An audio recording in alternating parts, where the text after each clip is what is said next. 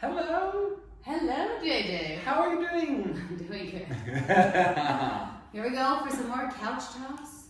Although we're going to call them coach talks. Coach Couch. Coach couch talks. You can put your comments in. All right. What are we talking about today? Well, in lieu of the summertime, and hopefully this is like one of the first summers in the past couple years that you've been able to take some time off work, get out of your pandemic home, take a little vacation, so that you step away from the routine that you've been in and maybe plan out the rest of the year by setting some goals for yourself as we enter into the fall and finishing up the year.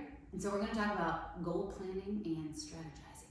Absolutely. I mean, I think a lot of my clients have had that. Like, I literally trained 2 people today who just got back from vacation, and they're like, oh my God, I haven't had like a full 2-week vacation in years. And they're like super relaxed. They're in a really great mindset, like a really great frame of mind. And then they're like, but I want to figure out like what's next. Like, I was on the beach, I felt strong, I felt good about my body, but I felt like I'm lacking like some direction in what I'm doing. And so we're starting to go through like more formal goal planning or goal brainstorming process.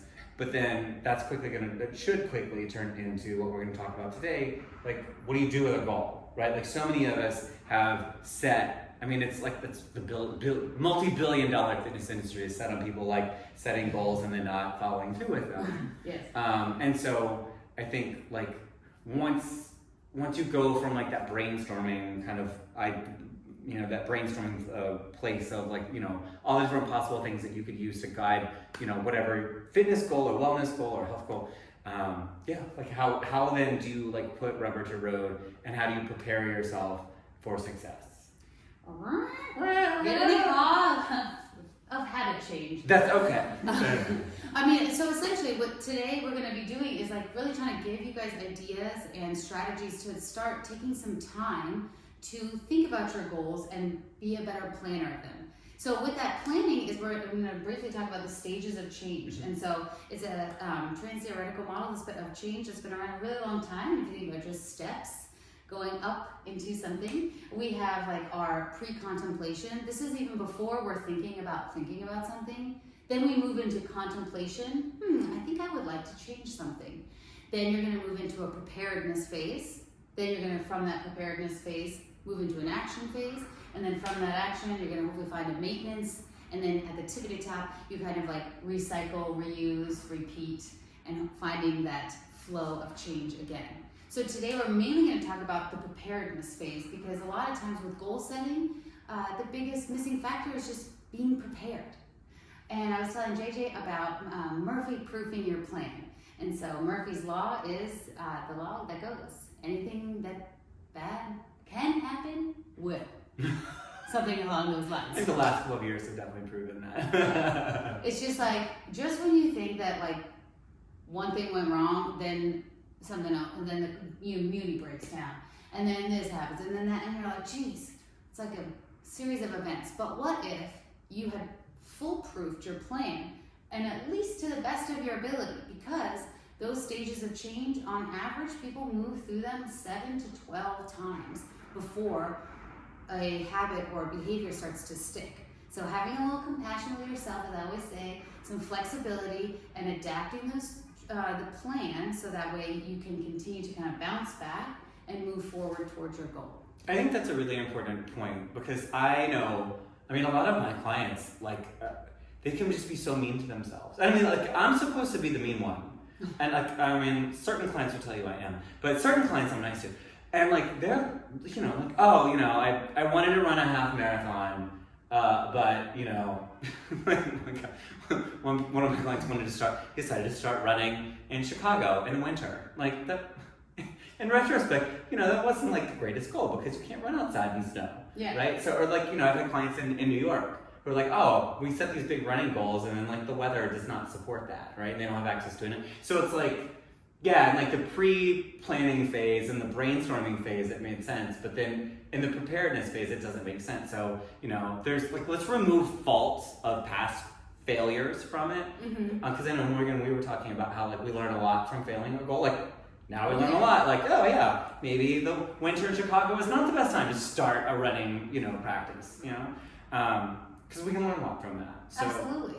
And so, but when it comes down to it, when you're really asking yourself a goal, the first and foremost thing to ask yourself is what do I really want to do? Because the point of doing anything is to do something. So ask yourself what you want to do, and then ask yourself over and over again, what is it that I really want to do? Is it just fit into these pair of jeans? No, I want to feel stronger. Okay, so when we start to peel back the layers of what is it exactly that you want to do? And that's why part of this goal strategy is taking your time, and maybe you write something down one day and then come back to it and keep coming back to it.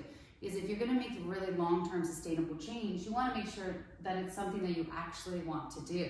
This sounds like a no-brainer, but it isn't. I know so many people who pick goals because they feel they should want to do it, but they don't actually want to. Happens a lot with running. All my clients know I run a lot. I don't push that on anybody. If people want it, I'll teach it to you. But I've had clients feel as though they should be able to run a half marathon or a marathon. They embark on doing it because it's kind of a shame base. They feel oh, I'm bad if I don't. And then they end up failing and not feeling good about it, right? If that wasn't the right goal for them. The goal, there are so many ways to and obviously we're talking about fitness goals, but these are things that you can talk about, life goals, relationship goals, what have you, right? There are so many ways you can get there. Picking the route that you actually want to do is so important.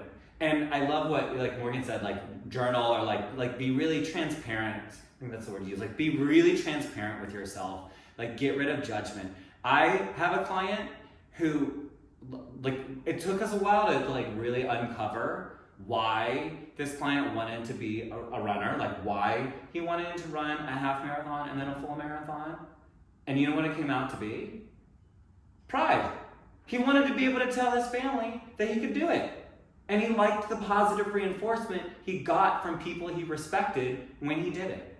That is a perfectly acceptable goal. But that will get you 26 miles, right? Yeah. And there's nothing wrong with that. That's why I ran 13 miles this weekend, and I did it just so I could post on Instagram because I know people will see it and be like, oh my God, Gigi, you're such a good runner. There's nothing wrong with that. I like running too. But anyway, So transparency, there's no such thing. Get rid of judgment, right? Just know yourself. Absolutely. And try to pick goals based off of that. Oh. I would say that could be a blanket statement for anything, allowing it's very easy for others, peoples or societies or all sorts of values to get projected onto us and make us believe that that's what we should or should not do. But when we come down to it, and asking ourselves, what do I really want? And some of the two questions you can ask yourself is, how important is this to me? On a 1 to 10 scale. And just be really honest with yourself. And even maybe in the beginning, you might say, well, it's a 9. But as you're peeling back your own layers and how important really is it? It might change, it might not. The second question is, how confident are you that you have the ability to do this task? So if you've never run a half marathon before, do you have a trainer that is, that specializes in running and can write you a great program and also help support you on all the extracurricular activities that need to go along with running, because it's not just running, but really setting yourself up. And so do I also feel that I have that capability and that I have that availability? And asking yourself those two questions, because you might notice that one is on one side of the spectrum and the other is not, vice versa. And both of those can also just help you with planning. So if it's something that's really low on my importance scale, but high on my comfortability, is that, yes? Then, or my ability to do it, then I might also be does this goal actually fit? Do I need to change the importance level? So essentially, not only am I able to do it, but finding something that actually feels like you care about. Or vice versa, I don't actually have the skills or the tools around me to accomplish this goal, even though it's really important. How can I plan and set myself up for those? I love that. I had a client recently want to do a try. He's done halves and marathons and wants to do a try. And that's how he went. I was I knew how important it was to him, but do you have the skills? And that's kind of easy. There's 3 things, right? There's swimming, there's biking, there's running. He's like, well, I got the running, right? And I know I know how to cycle, but I'm not super, I'm lacking the confidence in the swim. So we created an action plan, very basic. I mean, it's just like how we would approach work. It's like, all right, here are the things that we're gonna do. And it's not super fancy, right? We didn't have a mission statement, but we bulleted it out. Like, here are the things that we're gonna do. Here are the other resources that we're gonna pull in. Here is my other client that I'm gonna have consult because, you know, he's an open water swimmer and can create community for you. Like, we just started to like bolster it that way. Yeah. So I like that. I really do like that like confidence, right? Like, what do you have and then what do you need? Yes. And those are like, once again, the two biggest things with when you're coming into making a goal is one, get specific with your goal. And then two is start to plan accordingly. So almost spending a little bit more time than maybe you would have prior, see how that feels. But, you know, spending time planning, Murphy proofing it. So looking, you can even get down into the nitty gritty detail of like, what will happen if I don't have an extra pair of shoes? Oh, I'll bring an extra pair of shoes to my office. What will happen if it's raining? Oh, I'll make sure I have a treadmill that I know where it is, a gym access or something like this that you can get your miles in. So you can get down to the nitty gritty to foolproof your plan. But once again, as long as it's something that really is important to you and that you're confident you can do it and that you actually even want to do it.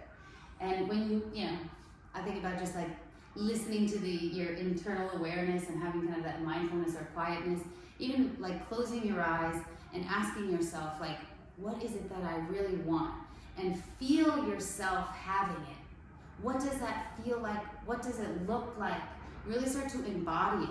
If it's something that actually doesn't excite you or kind of give you butterflies or, you know, feel like there's a match getting started, you're like, oh, I feel this spark happening, then maybe that's not something that you need to pursue right now. You could put that on the back burner, but use your energy wisely and find something that you can streamline and really you can kind of drive forward because it's something you can feel inside of yourself that does get you excited, that does feel really important, and that you can start to learn on how to be comfortable. Ignite the fire. Ignite that fire. Oh, I love that. I mean, I think that's the thing I want to leave with. Like, it seems like it should be commonsensical, but it isn't. Like, again, so many people are like, I should do this because I see other people doing it, or I feel society would value me more if I do it. You know, like they just, you know, and those fizzle out. Like, when clients tell me that, like, I already know, just based off of like the lack of passion when they talk about it, that is not the right thing.